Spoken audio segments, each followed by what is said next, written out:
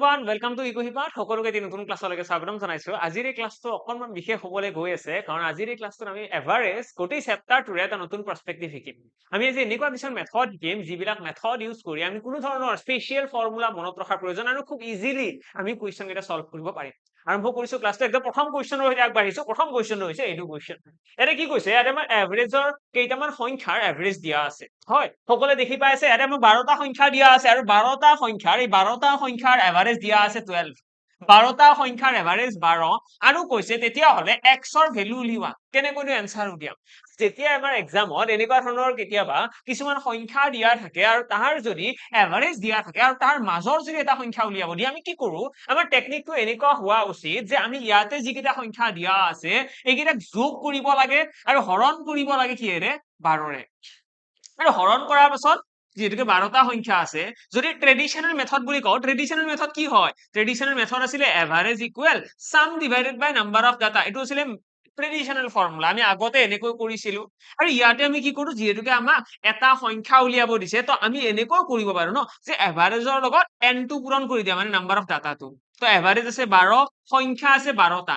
12টা সংখ্যাৰ এভাৰেজ 12 সমান কি হ'ব লাগে সাম হ'ব লাগে ন এই সংখ্যা কেইটাৰ যোগফলৰ সমান হ'ব লাগে তো ইয়াতে দেখিলো সংখ্যা কেইটাৰ যোগফল হ'ব লাগে 144 আৰু যদি এই গোটেইকেইটা সংখ্যা তোমালোকে যোগ কৰা তো যোগ কৰিলে দেখিবা 144 নহয় কিবা এটা কমকৈ আছে আৰু যেটো কমি আছে সেইটো x ৰ ভ্যালু ন এটা x ৰ জায়গাত এনেকুৱা এটা সংখ্যা ৰাখিব লাগিব যাতে এই গোটেইকেইটাৰ যোগফলটো 144 হয় এইখিনিয়ে কথা কিন্তু এইটো মেথডত তোমালোকে এই গোটেইবিলাক যোগ কৰিব লাগিব আৰু এইটো মেথডত তোমালোকক যদি ইয়াতে ডাঙৰ ডাঙৰ সংখ্যা দিয়ে তোমালোকৰ যোগ কৰিবলৈ বহুত বেছি সময় লাগিব তো তাৰে ওপৰতেন্সি আমি কি বেলেগ মেথড ব্যৱহাৰ কৰিব পাৰো আমি কি কৰিব পাৰো যেটো আমাৰ এভাৰেজ দিয়া আছে সেই সংখ্যাটো আৰু ইয়াতে যিকেইটা সংখ্যা আছে তাৰ পাৰ্থক্য উলিয়াব পাৰো অৰ্থাৎ আমি গুৰুত্ব দিব পাৰো যে 12 সংখ্যাটোতকৈ 3 সংখ্যাটো কিমান কমি আছে তো দেখিবা 9 এটা কমি আছে অৰ্থাৎ -9 ঠিক আছে তাৰ পাছত নেক্সট 11 সংখ্যাটো কিমান কমি আছে তো দেখিবা 1 এটা কমি আছে তো যদি কমি আছে মাইনাসত লিখিবা যদি বাঢ়ি আছে পজিটিভত লিখিবা তো 11 সংখ্যাটো 1 এটা বাঢ়ি আছে সৰি কমি আছে 7 সংখ্যাটো 5 এটা কমি আছে 9 সংখ্যাটো 2 এটা কমি আছে সৰি 2 নহয় 3 কমি আছে ঠিক আছে 9 সংখ্যাটো 3 এটা কমি আছে 15 সংখ্যাটো কি হৈছে 3 এটা বাঢ়ি আছে মানে 15 সংখ্যাটো ন 12তকৈ 3 বেছি 13 সংখ্যাটো 1 বেছি 12তকৈ 8 সংখ্যাটো 4 কমি আছে 19 সংখ্যাটো 7 আগুৱাই আছে 17 সংখ্যাটো 5 আগুৱাই আছে তো এনেকৈ আমি প্ৰতিটো সংখ্যাই কোন কিমান আগুৱাই আছে সেই বস্তুখিনি উলিয়াব পাৰিম 21 টো 9 আৰু 14 টো আমাৰ 2 এটা আগুৱাই আছে হলনে লিখা তো মই কি কৰিছো ইয়াতে কোনটো সংখ্যা কিমান আগুৱাই আছে সেইখিনি বা কিমান পিছুৱাই আছে সেই বস্তুটো উলিয়াই ললো হল এতিয়া নেক্সট কি কৰিম ইয়াতে প্লাস মাইনাস আছে ন এইখিনি ক্যান্সেল আউট কৰি দিয়া অৰ্থাৎ -3 +3 কাট খাই যাব ন ইয়াতে দেখি পাইছা +1 -1 কাট খাই যাব ঠিক একেদৰে ইয়াতে +5 আছে ইয়াতেও -5 আছে কাট খাই যাব ইয়াতে +9 আছে ইয়াতে -9 আছে কাট খাই যাব ইয়াতে আছে -4 যদি আমি কাটি দিও কিমান হ'ব -4 আৰু ইয়াতে আছে +2 কাটি দিলে কিমান হ'ব +2 এটা ৰৈ যাব ঠিক আছে +2 এটা ৰৈ যাব আৰু ইয়াতে +7 এটা ৰৈ গৈছে +7 +2 কিমান হ'ব +7 আৰু +2 আছে এই দুটা যোগ কৰিলে আমাৰ আহিব +9 সব ঠিকই আছে এবাৰ গোটেইখিনি ৰিপিট কৰি দিয়া ইয়াতে আছিল 12 তো প্ৰথম সংখ্যাটো 9 পিছুৱাই আছে সেকেন্ড সংখ্যাটো 1 পিছুৱাই আছে থাৰ্ড সংখ্যাটো 5 পিছুৱাই আছে তাৰ পিছত 3 পিছুৱাই আছে 3 বাঢ়ি আছে এইটো 1 বাঢ়ি আছে এইটো 4 কমি আছে এইটো 7 বাঢ়ি আছে 17 টো কিমান হ'ব 5 বাঢ়ি আছে 21 টো কি হ'ব 21 টো আমাৰ 9 বাঢ়ি আছে দেন 14 টো 2 বাঢ়ি আছে আৰু এই গোটেইখিনি ক্যালকুলেট কৰি পেলাই আমি দেখিলো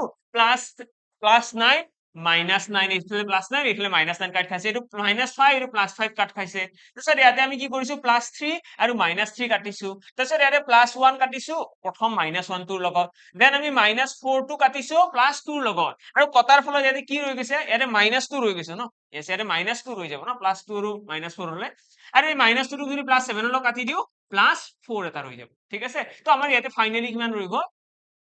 সৰি +5 ইয়াতে +5 এটা ৰৈ যাব তো +5 এটা আমাৰ ৰৈ গৈছে আৰু +5 টো হৈছে ৰিমেইনিং এতিয়া ইয়াতে যেটো +5 ৰৈ গৈছে সেইটো আমি ট্ৰাই কৰিব লাগে যাতে 0 হৈ যায় আমি x ৰ জায়গাত এনেকুৱা এটা ডাটা ৰাখিব লাগে যিটোৱে +5 টো নিউট্ৰেলাইজ কৰি দিয়ে মানে 0 বনাই দিয়ে তো আমি xৰ জেগাত এনেকুৱা এটা সংখ্যা ৰাখিম যাতে এই যে ডিফাৰেন্স বিলাক লিখিছো তাত -5 ওলায় -5 ওলাব লাগিব মানে -5 বুলিব লাগে যিটো এভাৰেজ আছে তাতকৈ 5 কমি থাকিব লাগিব এই সংখ্যাটো তো xৰ জেগাত ইয়াৰে পৰা আমি লিখি দিম xৰ জেগাত কি আহিব 7 আহিব যদি xৰ ভ্যালুটো 7 হয় তাৰ ডিফাৰেন্স কিমান -5 নহয় জানো আৰু এই -5 টো +5 ৰ লগত খাই গোটেইখিনি 0 হৈ যাব আৰু এই টেকনিকটো আমি ইয়াতে ব্যৱহাৰ কৰো ঠিক আছে এইটো আমি এভাৰেজৰ এটা স্পেশাল টেকনিক হয় আৰু এই টেকনিকটোৰ ইউজ কেনেকৈ কোনবিলাক কোৱেশ্চনত ইজি হয় যদি সেইটো তোমালোকে জানিব বিচাৰিছা তেতিয়াহলে তোমালোকে এইটো এটা এক্সাম্পল লৈ লোৱা যদি তোমালোকক মই কৈ দিও 786 9 ইয়াতে মই কৈ দিলো 798 then x আৰু ইহতৰ মই এভাৰেজ কৈ দিলো 791 then তোমালোকে ইয়াৰে পৰা উলিওৱা x ৰ ভ্যালু কিমান এইটো কোৱেশ্চন এনেকুৱা ধৰণৰ কোৱেশ্চনত মই কলো তিনিটা সংখ্যা এই তিনিটা তাৰ এটা সংখ্যাৰ এভাৰেজ এইটো তেতিয়া তিনিটা সংখ্যাৰ এভাৰেজ এইটো তেতিয়াহলে তোমালোকে কোৱা x ৰ ভ্যালু কি হ'ব আমি কি কৰিম আমি এইগিলা যোগও কৰিব পাৰো যেটো অলপমান টাইম কনজিউমিং হ'ব ইয়াতে মই জাস্ট তিনটা নাম্বাৰ দিছো যদি আৰু বেছি নাম্বাৰ থাকে আৰু বেছি টাইম কনজিউমিং হ'ব তো আমি কি কৰিম এই সংখ্যা দুটা আৰু এইটো সংখ্যাৰ মাজত পাৰ্থক্য উলিয়াম এটা তোমালোকে দেখিবা এইটো 91 আছে আৰু ইয়াতকৈ 791 কৈ এইটো কিমান পিছুৱাই আছে 5 এটা পিছুৱাই আছে আৰু এই সংখ্যাটো দেখিবা +7 হাৰ এটা আগুৱাই আছে এটা ইয়াতে দেখিছো -5 ইয়াতে +7 কাটাকটি কৰিলে কি হ'ব +2 এটা ৰৈ যাব এটা ইয়াতে যে +2 আছে এইটোক আমি নোহোৱা কৰিব লাগে 0 বনাব লাগে 0 বনাবলৈ হলে ইয়াতে কি থাকিব লাগিব -2 থাকিব লাগিব ন তেতিয়া সেইটো 0 হৈ যাব এনেকৈ তো ইয়াতে যদি -2 আহিব লাগে মানে এই সংখ্যাটোতকৈ x ৰ ভ্যালুটো 2 এটা কমি থাকিব লাগিব তো এইটোৰ এনসাৰ আহি গল 789 বুজি পালা তো এইটো হৈছে টেকনিক নহয়বা যে ইয়াতে বহুত দীঘলীয়া লাইন হোৱা কাৰণে বহুত টাফ বনিছে একো টাফ বনা নাই ইয়াতে আমাৰ নাম্বাৰ কেইটা সৰু আছিলে কাৰণে যোগ কৰাৰ এটা অপৰচুনিটি আছিলে মই একদম নাই বুলি নকওঁ কিন্তু যদি এনেকুৱা ডাঙৰ ডাঙৰ সংখ্যা বহুত কেইটা দি দিয়ে তেতিয়াহলে এই মেথডটোৱে তোমালোকক হেল্প কৰিব এক্সামত ক্যালকুলেশন মিস্টেক নোহোৱাকৈ ইজিলি এনসাৰটো উলিওৱাৰ কাৰণে তো ডিমান্ডৰ ওপৰত কথা কেনেকুৱা ডিমান্ড আছে মই এক্সাম্পলটো ইয়াতে দেখাই দিলো সো দ্যাট তোমালোকে এই এনেকুৱা ধৰণৰ কোৱেশ্চন বিলাকক খুব ধুনীয়াকৈ কৰিব পাৰা নেক্সট কোৱেশ্চনৰ ফালে আহিছো এইটো কোৱেশ্চন এনে কি কৈছে না average of the marks average of the marks obtained in an examination by 8 students was 51 আঠজন স্টুডেন্টে পোৱা নম্বৰৰ এভাৰেজ আমাক দিয়া আছে 51 and by 9 other students আমাক কি বুলি কৈছে আঠজন স্টুডেন্টৰ এভাৰেজ দিয়া আছে 51 লগতে কৈছে 9 জন বেলেগ স্টুডেন্টৰ 68 এটা কৈছে এভাৰেজ মাৰ্কস অফ অল 70 গোটেই কেইজনৰ এভাৰেজ কিমান হ'ব এটা এইটো কোৱেশ্চনৰ এনসাৰ কৰাৰ কাৰণে মোস্ট অফ দা স্টুডেন্টে কি কৰিব প্ৰথমতে এই আঠজন স্টুডেন্টৰ যেটা এভাৰেজ আছে তাৰ পৰা যোগফলটো ওলাই ল'ব যে আঠজন স্টুডেন্টে টোটাল কিমান মার্কস পাইছিলে নেক্সট 9 জন স্টুডেন্টে যিমান মার্কস পাইছিলে হেতু ওলাই ল'ব দুইটা মার্কস যোগ কৰিব কৰি পেলাই 17 ৰে হৰণ কৰিব এইটো হৈছে বহুত দীঘলীয়া পদ্ধতি এনেকৈ নকৰে আমি ইয়াতে কি কৰিম আমাৰ 8 জন স্টুডেন্টৰ এভাৰেজ দিয়া আছে 51 ন 9 জন স্টুডেন্টৰ দিছে 68 কাৰ বেছি আমি ফাৰ্স্ট এইটো চাম কাৰ বেছি এভাৰেজ তো দেখিবা এই কেইজন স্টুডেন্টৰ বেছি কিমান বেছি নো পাৰ্থক্য কিমান ইয়াতে 51 আছে ইয়াতে 68 আছে কিমান বেছি ইয়াতে তোমালোকে দেখিবা 17 বেছি 17 আৰু এই যে 17 এভাৰেজ বেছি 17 এজনৰ বেছি জানো এজনৰ নহয় টোটাল 9 জনৰ বেছি 8 জন স্টুডেন্টৰ 51 মানে 8 জন যিমান স্টুডেন্ট আছে সবৰে 51 তেনেকুৱা কিন্তু 9 জন স্টুডেন্টৰ কি 68 কৈ আছে মানে 17 এনেকৈ বেছি সকলোৰে যদি 17 কৈ বেছি হয় টোটাল কিমান জন স্টুডেন্টৰ বেছি 17 কৈ 9 জন স্টুডেন্টৰ বেছি 9 জনৰ মানে ইমানখিনি কি হয় ইমানখিনি বেছি কৈ আছে কাৰ তাত এই কেইজন স্টুডেন্টৰ তাত আৰু এই বেছি কৈ থকাখিনি তোমালোকে কি কৰিব লাগে সিম্পলি ভগাব লাগে যিমানজন টোটাল স্টুডেন্ট মানে 17 জন স্টুডেন্টৰ মাজত অৰ্থাৎ 17 কাটকাই যাব কিমান থাকি গল 9 থাকি গল মানে 9 নম্বৰ এটা পাব গোটেই কেইজনে আলটিমেটলি এই 8 জন স্টুডেন্টৰ 9 নম্বৰ এটা বাঢ়িব তো 8 জন স্টুডেন্টৰ 9 নম্বৰ বাঢ়িলে এভাৰেজ কিমান হৈ গল 51 + 9 60 এ হৈ যাব আমাৰ এইটো কোৱেশ্চনৰ কাৰেক্ট আনসাৰ চোৱা কোৱেশ্চন সলভ কৰা আৰু এই টেকনিক বিলাক জনাৰ মাজত ডিফাৰেন্স আছে আমি যে প্ৰিপেয়াৰ কৰো আমি যে বেচ বিলাক জয়েন কৰো আমি যে ক্লাস বিলাক কৰো ইউটিউবৰ আমি কিয় ইমান কষ্ট কৰো যি এখন স্টুডেন্টে চাই থাকে পিছতে ভাবে নালাগে চাব এক্সামৰ আগত চাই লম আৰু তেনেকে নচলে এইবিলাক মেথড শিকিবলৈ হলে টাইম দিবই লাগিব নেক্সট কোৱেশ্চনৰ ফালে আহিছো এইটো কোৱেশ্চন এনে কি কৈছে এটা কৈছে দা এভাৰেজ অফ 30 ৰিজাল্ট 30টা সংখ্যাৰ এভাৰেজ দিয়া আছে 20 এন্ড দা এভাৰেজ অফ আদাৰ 20 ৰিজাল্ট আৰু 20টা সংখ্যাৰ এভাৰেজ কিমান দিয়া আছে 30 দিয়া আছে মানে 30টা সংখ্যাৰ এভাৰেজ দিয়া আছে 20 আৰু 20টা সংখ্যাৰ কথা কৈছে যাৰ এভাৰেজ দিয়া আছে 30 আমাক এটা গোটেই কেইটাৰ এভাৰেজ সুধিছে এৰে যদি চোৱা এৰে এই প্ৰথম 30টা সংখ্যাৰ এভাৰেজটো 20 আছে কম আছে ন কিন্তু বাকি 20টা সংখ্যাৰ বেছি আছে কিমান বেছি আছে 10 বেছি আছে আৰু 10 কৈ কিমানটা মানুহৰ আছে 20 জন মানুহৰ 10 কৈ বেছি মানে টোটেল কিমান বেছি ইমানখিনি বেছি 10 নম্বৰ বেছি এজনৰ অকল নহয় কিমান জনৰ 20 জন মানুহৰ 10 নম্বৰকৈ বেছি আছে হয় এতিয়া আমি এই যিখিনি নম্বৰ আছে না এইখিনি আমি 50 জন মানুহৰ মাজত ভগাব লাগে কাৰণ টোটেল মানুহ 50 জন হ'ব ন আগতে 30 জন আছিল এতিয়া 20 জন 50 জন মানুহ ভগালে কিমানকৈ পৰিব 0 0 কাট খাই গ'ল পাছেৰে এইটো কাটিলে 4 বাৰ মানে 4 নম্বৰকৈ পৰিব তো আমি ধৰি লৈছিলো 20 কৈ আছে ন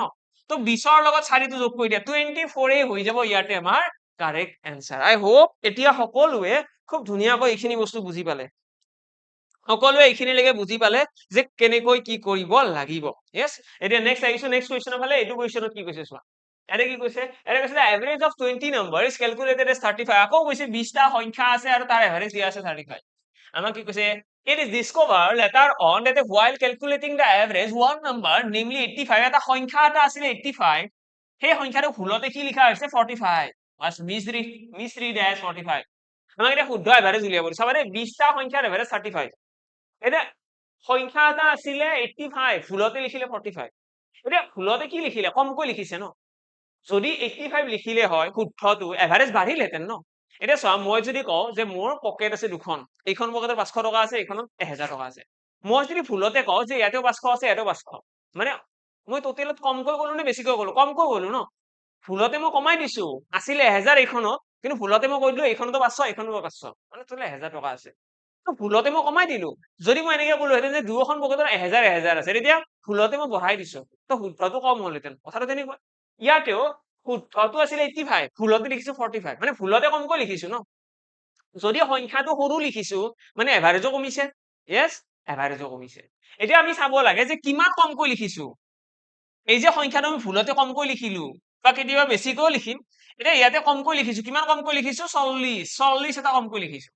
আৰু এই 40 টো যে আমি কমকৈ লিখিলো এতিয়া সেইটো যদি আমি ইয়াতে যোগ কৰি দিও ন তেতিয়া হলে আমাৰ শুদ্ধ এভাৰেজ আহি যাব আমাৰ এভাৰেজ দিয়াই আছে 35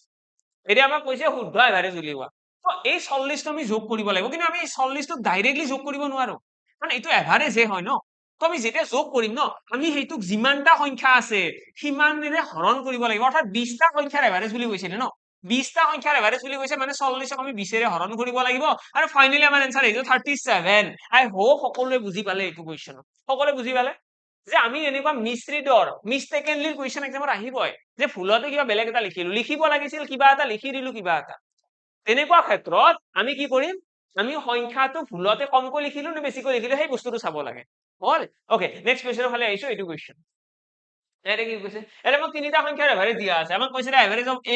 এবিসি তিনিটা সংখ্যাৰ এভাৰেজ 20 আমাক কৈছে বিসিডি ৰ এভাৰেজ 25 যদি মই ইহঁতৰ যোগফল চাব বিচাৰো ন এবিসি তিনিটা সংখ্যাক 20 বুলি ধৰা এটা 20 20 20 তো কিমান হ'ব 20 যোগ 20 যোগ 20 60 ইয়াৰে কিমান হ'ব 25 যোগ 25 যোগ 25 75 তো আমি এবিসি আৰু বিসিডি ৰ যোগফল পাই গলো আমাক ডি কৈছে 30 যদি ডি টো 30 হয় ডি সংখ্যাটো যদি 30 হয় তেতিয়া হলে বি আৰু সি কিমান হবনো চোৱা বি সি ডি তিনিটা লগ হৈ পেলাই 75 ইয়াৰে পৰা যদি মই 30 টো মাইনাস কৰি দিও 45 থাকিব আৰু 45 টো কি হৈ গল বি আৰু সি হৈ গল ন এটা বিসি যদি 45 হয় ইয়াতে কোন আছে এবিসি আছে এবিসি ৰ পৰা যদি 45 টো মাইনাস কৰি দিও মানে বি আৰু সি বিয়োগ হৈ যাব ন বি আৰু সি বিয়োগ হলে কিমান থাকিব 15 থাকিব 15 টো কি হৈ গল এ হৈ গল তো এ হৈ গল এ ৰ ভ্যালু কিমান আহি গল 15 আমাৰ হেতু উলিয়াব দিছিল ভ্যালু অফ এ এৰ ভ্যালু কিমান 15 বেছি ভাবি থকাৰ প্ৰয়োজন নাই সিম্পলি অলপমান প্ৰগ্ৰেছ কৰা অলপমান ষ্টাৰ্ট কৰা নিজে নিজে আনসাৰটো লাহে লাহে ওলাই আহিব নেক্সট কোৱেশ্চন এইটো কোৱেশ্চনৰ ফালে আহিছো এনে কি কৈছে the average of marks of 17 students in an examination was calculated as 71 মানে 17 জন স্টুডেন্ট আছে সিহঁতৰ এভাৰেজ দিয়া আছে 71 but it is later find the marks of one student has been wrongly entered এজন স্টুডেন্টৰ মার্ক 65 এন্টার করা হয়েছে 65 এন্টার করা হয়েছে instead of 56 ভুলতে লিখবা লাগিছিল 56 লিখি দিছি কিমান 65 ঠিক একেইদৰে লিখবা লাগিছিল 24 লিখি দিছি কিমান 50 ভুল হৈ আছে নেকি entered as 65 instead of 56 আচ্ছা ভুলতে এইটো লিখিছে wrongly এইটো wrongly এইটো কারেক্ট এইটো কারেক্ট ঠিক আছে আমাক কৈছে entered as 65 instead of 56 লিখিব লাগিছিল লিখিছে এইটো then 24 লিখিছে লিখিব লাগিছিল 50 ঠিক আছে দুটা সংখ্যা ভুলকৈ লিখিছে এতিয়া 17 জন ষ্টুডেণ্টৰ এভাৰেজ মাৰ্ক এইটো আমাক এতিয়া কৈছে শুদ্ধ এভাৰেজ উলিওৱা চাবা দেই মই এনেকুৱা কুৱেশ্যন অলৰেডি কৰাইছো এটা ইয়াতে আমি কি কৰো আমি চাব লাগে যে ভুলতে আমি কি লিখিলো তো দেখিবা ভুলতে আমি ইয়াতে কি লিখিছো ভুলতে আমি বেছি লিখিছো লিখিব লাগিছিল 56 লিখিছো 65 বেছি লিখিছো ন কিমান বেছি লিখিছো 9টা বেছিকৈ লিখিছো হয়নে 9টা বেছিকৈ লিখিছো আমি লিখিব লাগিছিল 56 9টা বেছিকৈ লিখিছো আৰু ইয়াতে যদি চোৱা ইয়াতে কি হৈছে ইয়াতে তোমালোকে দেখিবা ইয়াতে মই কমকৈ লিখিছো ইয়াতে মই কমকৈ লিখিছো লিখিব লাগিছিল 50 লিখিছো মই 24 মানে 26 এটা কমকৈ লিখিছো তো ইয়াতে মই বেছিকৈ লিখিছো এটা কমকৈ লিখিছো আৰু যদি আমি ওভাৰঅল চাওঁ ন ওভাৰঅল আমি কিমান কমকৈ লিখিলো চোৱা 26 কমকৈ লিখিছো 9 বেছিকৈ লিখিছো 9টো গুচাই দিলে 26ৰ পৰা মানে কথাটো এনেকুৱা হৈছে এটা নাম্বাৰ লিখোতে মই অলপ বেছিকৈ লিখি দিলো 9 বেছিকৈ লিখিছো মানে এইটো লিখিব নালাগিছিল মানে এইটো বিয়োগ কৰিব লাগিছিল আৰু এটা সংখ্যা লিখোতে মই 26 কমকৈ লিখিছো তো আলটিমেটলি কথাটো এনেকুৱা হৈছে 26 কমকৈ লিখিছো তাৰে পৰা 9টো গুচাই দিয়াচোন 9 গুচাই দিলে কিমান থাকিব 17 মানে 17 এটা মই ওভাৰঅল বেছিকৈ লিখিছো না কমকৈ 17 এটা কমকৈ লিখিছো এইখিনিয়ে বেছিকৈ লিখিছিল এইটো কমাই দিলো মই ইয়াতে মিলাই দিলো মানে মই যদি কওঁ এই যে 9টো বেছিকৈ লিখিছে 9টো ইয়াতে লিখা বুলি ধৰা ঠিক আছে মানে এনেকৈ ধৰি লোৱা যে এইটো 56 লিখিছে এইটো এনেকৈ ধৰি লোৱা যে এইটো 56 লিখিছে এইটো ভুলকৈ লিখা নাই কিন্তু 24টোত 9টা বঢ়াই দিয়া 9টা বঢ়াই দিলে কিমান হ'ব 9 4 13 33 মানে এইটো 33 লিখিছে ঠিক আছে এনেকুৱা ভাবিলে আমি কি কম এটাতো শুদ্ধই লিখিছে এটাই ভুল লিখিলে আৰু সেইটোত কিমান ভুল লিখিছে 17টা কমকৈ লিখিছে আৰু সেই যে 17টা কমকৈ লিখিছে সেই 17টো আমি কি কৰিব লাগিব এতিয়া ইয়াতে যোগ কৰিব লাগিব না এভাৰেজৰ লগত যোগ কৰিলেহে কাৰেক্টটো ওলাব এতিয়া 17টো যে যোগ কৰিম ডাইৰেক্টলিটো যোগ কৰিব নোৱাৰো ন তাৰে আগতে আমি যিমানটা সংখ্যা আছে অৰ্থাৎ যিমানটা ষ্টুডেন্ট আছে সেইজনৰ মাজত ভগাব লাগিব 17ৰে এইটো হৰণ কৰিলে 17 গুণ 17 মানে এক এটা ইয়াতে যোগ কৰিব লাগিব 72 হৈ যাব আমাৰ কাৰেক্ট এভাৰেজ যদি এই মেথডটো তোমালোকে ইউজ কৰিব নোযোৱা তেতিয়াহ'লে এইটোৰ এনসাৰ ইমান ইজিলিটো নোলায় ঠিক আছে আৰু যদি তোমালোকে বিচৰা যে মই কুৱেশ্যন প্ৰেক্টিচ কৰিব লাগে কুৱেশ্যন ক'ৰ পৰা প্ৰেক্টিচ কৰিম মই আগতে হয়তো জনাইছো আজিও মই জনাই দিওঁ তোমালোকে প্ৰেক্টিচৰ কাৰণে ল'ব পৰা কেপচুল এই কিতাপখনৰ চাইজটো সকলোৱে দেখি আছা এইখন একদম এখন হাতৰ সাইজৰ কিতাপ হয় এইখন কিতাপত মেথছৰ টাইপ ওয়াইজ কুৱেশ্যন এখন ভৰা হৈছে একদম টাইপ ওয়াইজ তোমালোকে যদি এইখন কিতাপত চোৱা এইখন কিতাপত যিখিনি কুৱেশ্যন আছে ইয়াতে প্ৰতিটো চেপ্টাৰৰে যিকেইটা কুৱেশ্যন এক্সাম ওৰিয়েণ্টেড বা এক্সামৰ কাৰণে ইম্পৰ্টেণ্ট হয় সেইকেইটা কুৱেশ্যন ইয়াতে ফিল্টাৰ কৰি ভৰোৱা গৈছে তো তোমালোকে যেতিয়া এইখন কিতাপ পাৰচেজ কৰি পেলাই ইয়াৰে পৰা কুৱেশ্যন প্ৰেক্টিচ কৰিবা তাত তোমালোকৰ সেই ডাউটটো নাথাকে যে মই এক্সামত কুৱেশ্যন সলভ কৰিব পাৰিম নে নোৱাৰিম নিশ্চয় পাৰিবা যিকোনো ধৰণৰ এক্সামতে কুৱেশ্যন সলভ কৰিব পাৰিবা ইয়াৰে কৈছে what is the average of all numbers between 8 and 74 8ৰ পৰা 74ৰ মাজত কিমানটা এনেকুৱা সংখ্যা আছে যিকেইটা 7ৰে হৰণ যায় সেইকেইটাৰ গড় উলিয়াব দিছে এতিয়া ইয়াৰে তোমালোকে মনত ৰাখিব লাগে যেতিয়া কিবা এটা সংখ্যাৰ গুণিতক বুলি কয় কিবা এটা সংখ্যাৰ গুণিতক বুলি যেতিয়া কয় তেতিয়াহ'লে আমি সিহঁতৰ এভাৰেজ উলিওৱাৰ কাৰণে আমি যিটো প্ৰথম গুণিতক আছে আৰু যিটো শেষৰ গুণিতক আছে সেই দুয়োটা ল'ব লাগে আৰু সেই দুয়োটাক যোগ কৰি পেলাই 2ৰে হৰণ কৰিলে আমাৰ এনসাৰটো ওলাই আহে এতিয়া ইয়াতে যদি চাওঁ 7ৰে হৰণ কৰিব পৰা 8 আৰু 74ৰ মাজৰ সংখ্যা কোনবিলাক এতিয়া 7ৰে হৰণ কাক যাব 7 1 গুণ 7 7 2 গুণ 14 এতিয়া 7টোতো 8তকৈ সৰু সংখ্যা ন তো 7টো ল'ব নোৱাৰো আমি 8 আৰু 74ৰ মাজৰ সংখ্যা ল'ব লাগিব মাজত আমি দেখিম এটা আহিব 14 আৰু একদম ডাঙৰটো কিমান আহিব 70 আহিব কাৰণ 70ৰ পিছৰ সংখ্যাটো 7 11 গুণ 77 তো সকলোতকৈ সৰু সংখ্যাটো হৈছে 14 আৰু সকলোতকৈ ডাঙৰটো হৈছে 70 এতিয়া এই দুটা আমি কি কৰিম সিম্পলি যোগ কৰি 2ৰে হৰণ 70 যোগ 14 কিমান হ'ব 84 84ক 2ৰে হৰণ কৰিলে 42 তো 42 হৈ গ'ল কাৰেক্ট আনসাৰ ঠিক আছে জাস্ট এইখিনি বস্তু মনত ৰাখিলে হয় নেক্সট কোৱেশ্চন ইয়াৰে কি কৈছে ইয়াৰে কৈছে what is the average of all numbers between 100 and 200 100ৰ পৰা 200ৰ ভিতৰত এনেকুৱা কিমানটা সংখ্যা আছে যাৰ এভাৰেজ হৈছে 13 সৰি যিকেইটা সংখ্যা 13ৰে হৰণ যায় সেইকেইটাৰ এভাৰেজ উলিওৱা প্ৰথমতে মই কি কৰিম মই এনেকুৱা এটা সংখ্যা লম 13ৰ গুণিতক মাল্টিপল যিটো 100তকৈ ডাঙৰ 13 7 গুণ 91 13 7 গুণ 104 তো 104 এটা এনেকুৱা সংখ্যা যিটো 13ৰ গুণিতক আৰু ইয়াৰে আগৰ 13ৰ গুণিতকটো 91 আৰু 91টো 100তকৈ সৰু সংখ্যা ন তো এইটো ল'ব নোৱাৰো নেক্সটটো ল'ব লাগিব আৰু ঠিক একেইদৰে এতিয়া আমি এনেকুৱা এটা সংখ্যা ল'ব লাগে যিটো 200ৰ ওচৰা-ওচৰি 200ৰ ওচৰা-ওচৰি কোনটো আহিব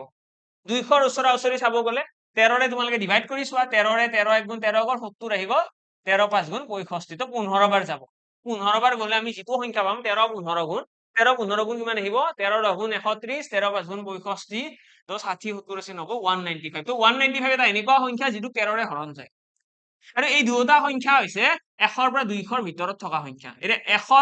104তকৈ সৰু সংখ্যা নাই যিটো 13ৰে হৰণ যায় আৰু 195তকৈ ডাঙৰ সংখ্যা নাই 200ৰ ভিতৰত মানে যিটো 13ৰে হৰণ যায় এই দুয়োটা সংখ্যাকে যোগ কৰি পেলাই 2ৰে হৰণ কৰি দিয়া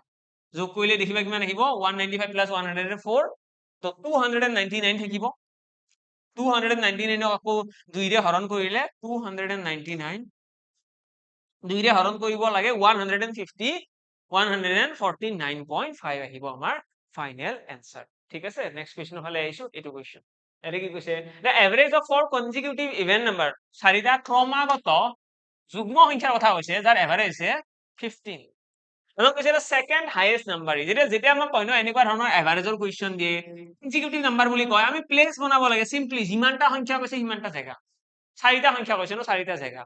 আৰু যিটো এভাৰেজ আছে তাক মাজত লিখি দিয়া এটা ইয়াৰে মাজৰ জায়গা এইটো নহয় জানো এইফালে দুটা সংখ্যা এইফালে দুটা সংখ্যা এভাৰেজ মান 15 তো এভাৰেজটো মাজত এটা আমাক কি লাগে যুগ্ম সংখ্যা লাগে ন যুগ্ম সংখ্যা মানে ইয়াতে এটা এক যোগ কৰি দিয়া যুগ্ম সংখ্যা লাগে কাৰণে এক যোগ কৰিছো অযুগ্ম লাগিলেও এক যোগ কৰিলো হেতে ঠিক আছে 15 লগত এক যোগ কৰিলে 16 15 পৰা এক বিয়োগ কৰিলে 14 এটা ইয়াৰে পিছৰ যুগ্ম সংখ্যা কোনটো 18 ইয়াৰে আগৰ যুগ্ম সংখ্যা কোনটো 12 তো এইকেইটাই হৈ গ'ল আমাৰ ৰিকোয়াৰ্ড যুগ্ম সংখ্যা এইকেইটাই হৈছে চাৰিটা ক্ৰমাগত যুগ্ম সংখ্যা যিকেইটাৰ এভাৰেজ 15 আৰু ইয়াৰে আমাক সেকেন্ড হাইয়েস্ট নাম্বাৰটো উলিয়াব দিছে একদম হাইয়েস্ট হৈছে এইটো সেকেন্ড হাইয়েস্ট হৈছে 16 তো 16 হৈ যাব এইটো কোৱেশ্চনৰ কাৰেক্ট আনসাৰ এটা সদায় মনত ৰাখিবা যেতিয়া ক্ৰমাগত যুগ্ম সংখ্যা বা অযুগ্ম বুলি কব আমি এক এটা যোগ কৰি দিও এভাৰেজৰ লগত এক এটা যোগ কৰো যদিহে মাজত জায়গা নাথাকে এটা যদি ইয়াতে যদি এনেকুৱা হলহেঁতেন যে ক্ৰমাগত পাঁচটা যুগ্ম সংখ্যা বুলি কৈ দিলে সাপোজ এনেকুৱা সিচুৱেশন যদি আহিলেহেঁতেন যে ক্ৰমাগত পাঁচটা যুগ্ম সংখ্যাৰ এভাৰেজ আমাক দিয়া আছে 28 এতিয়া এইটো ক্ষেত্ৰত কি কৰিলোহেঁতেন যিটো এভাৰেজ দিয়া আছে তাক আমি মাজত বহাই দিম ন তো মাজত আহি যাব এভাৰেজটো তাৰপিছত ইয়াতকৈ ডাঙৰ সংখ্যা 30 ইয়াতকৈ ডাঙৰ সংখ্যা কোনটো 32 ইয়াৰে আগৰ সংখ্যা কোনটো 26 ইয়াৰে আগৰ সংখ্যা কোনটো 24 তো এনেকৈ আমাৰ এনসাৰ এটা আহিব যদি ক্ৰমাগত পাঁচটা যুগ্ম সংখ্যা বুলি ক'লেহেঁতেন এটা যদি আমি মাজত জায়গা নাপাও যেনেকৈ ইয়াতে আমি মাজত জায়গা পোৱা নাই ইয়াতে আমাৰ এভাৰেজটো এনেকৈ মাজত থাকিব লগা হয় কাৰণ চিট নাই ন এটা ইয়াৰে পাঁচটা বুলি ক'লে আমি মাজত ৰাখিব পাৰিম এইটো এটা মাজৰ পাৰফেক্ট চিট এইফালে দুটা আছে এইফালে দুটা এভাৰেজক কেৱল মাজত ৰাখিব লাগিব এই বস্তুটো মনত ৰাখিবা নেক্সট কোৱেশ্চনৰ ফালে আহিছো এইটো question the average of the first 9 integral multiple of 3 নটা 3 ৰ গুণিতক তো 3 ৰ প্ৰথমটো গুণিতক 3 লাষ্টৰটো গুণিতক হৈছে 3 9 গুণ 27 divided by 2 that's it হৈ গ'ল 15 আনসার কি কৰিছো 3 ৰ গুণিতক বুলি কৈছে সদায় যেতিয়াই গুণিতক বুলি কয় ন প্ৰথম সংখ্যাটো আৰু শেষৰ সংখ্যাটো হৰণ 2 that's it সেইখিনি কৰিলে আমাৰ কাৰেক্ট আনসাৰটো ওলাই আহিব নেক্সট কোৱেশ্চন এইটো কোৱেশ্চন এটা কাম কৰো ইয়াৰে দুটা কোৱেশ্চন তোমালোকৰ হোমৱৰ্ক থাকক ঠিক আছে এইটো কোৱেশ্চন তোমালোকৰ হোমৱৰ্ক থাকক সকলোৱে ট্ৰাই কৰা আৰু কমেন্ট বক্সত এনসাৰটো জনাব লাগে এনেকুৱা নহয় যে ট্ৰাই কৰি থৈ দিছো তেনেকুৱা নহয় ট্ৰাই কৰা এটা কি কৈছে ইফ এভাৰেজ অফ 11 নাম্বাৰস 11টা সংখ্যাৰ গড় দিয়া আছে 7 যদি প্ৰতিটো সংখ্যাক ডাবল কৰা হয় কি হ'ব আনসাৰ ইনস্ট্যান্টলি মোৰ মতে দিব পাৰিব লাগে what will be the new average যদি প্ৰতিটো সংখ্যাক ডাবল কৰা হয় কি হ'ব আনসাৰ 5 সেকেন্ড লৈ লোৱা কি হ'ব option A B C D কোনটো হ'ব 1 2 3 4 11টা সংখ্যাৰ এভাৰেজ 7 আছে যদি প্ৰতিটো সংখ্যাক দুগুণ কৰা হয় এভাৰেজটো দুগুণ হৈ যাব মানে 14 হৈ গ'ল আনসাৰ ঠিক আছে ন যদি প্ৰতিটো সংখ্যাকে ইচ নাম্বাৰ বুলি যেতিয়া কয় ন এভৰি নাম্বাৰ ইচ নাম্বাৰ বুলি যেতিয়া কয় ডাবল কৰা হৈছে তো এভাৰেজটো ডাবল হৈ যাব মানে 7 দুগুণ 14 হৈ যাব নেক্সট এটো কোৱেশ্চন কি কৈছে of the 3 নাম্বাৰস whose average is 60 তিনিটা সংখ্যাৰ এভাৰেজ 60 দিয়া আছে the first is 1/4 of the sum of the others আমাক কৈছে প্ৰথম যেটো সংখ্যা হৈছে হেতু হৈছে বাকি কিটা সংখ্যাৰ যোগফলৰ 4/1 অংশ the first number is প্ৰথম সংখ্যাটো উলিওৱা আমাক ইয়াতে কি কৈছে আমাক কৈছে তিনিটা সংখ্যাৰ এভাৰেজ দিয়া আছে 60 তিনিটা সংখ্যা যদি মই xyz বুলি কওঁ তিনিটা সংখ্যা xyz আমাক কি কৈছে যে প্ৰথম সংখ্যাটো বাকি দুটা সংখ্যাৰ যোগফলৰ 1/4 মানে y plus z ইয়াতে 1/4 এনেকুৱা প্ৰথম সংখ্যাটো এইখিনিৰ সমান প্ৰথম সংখ্যাটো তোমালোকে এনেকৈ হ'ব পাৰিবা প্ৰথম সংখ্যাটো হৈছে বাকি দুটা সংখ্যাৰ যোগফলৰ এইটো এটা তোমালোকক কৈছে প্ৰথম সংখ্যাটো উলিওৱা দিছে অকমান ট্ৰাই কৰা সকলোৱে কমেন্ট বক্সত এনসাৰটো জনোৱা আৰু মই লগতে জনাই দিও যদিহে তোমালোকে কেতিয়াবা ই কুহিবাতৰ যিকোনো ধৰণৰ কোৰ্সৰ লগত জড়িত হ'ব বিচৰা যিকোনো ধৰণৰ তোমালোকে সকলোৱে গম পোৱা মেথছৰ স্পেসিফিক বেচ আনবিটেবল আছে নহলে জিএস স্পেসিফিক কোৰ্স ল'ব পাৰা তোমালোকে এডিআৰই বেচ জয়েন কৰিব পাৰা তোমালোকে আসাম পুলিচ বেচ জয়েন কৰিব পাৰা যিকোনো ধৰণৰ বেচ যদি তোমালোকে জয়েন কৰা তেতিয়াহলে তোমালোকে কুপন কোড ইউজ কৰিবলৈ নাপাহৰিবা যাতে তোমালোকে এই ডিসকাউন্টটো পাই যোৱা ঠিক আছে NIR20 ইউজ কৰিবা 20% ডিসকাউন্ট এটা পাই যাবা যিকোনো ধৰণৰ কোৰ্স জয়েন কৰিলে ওকে বাকি আজিৰ ক্লাছটো মই এতিয়া সামৰিছো তোমালোকে এনসাৰটো কমেন্ট বক্সত জনাব লাগে লগ পাম সকলোকে অন্য এটা ক্লাছত থ্যাংক ইউ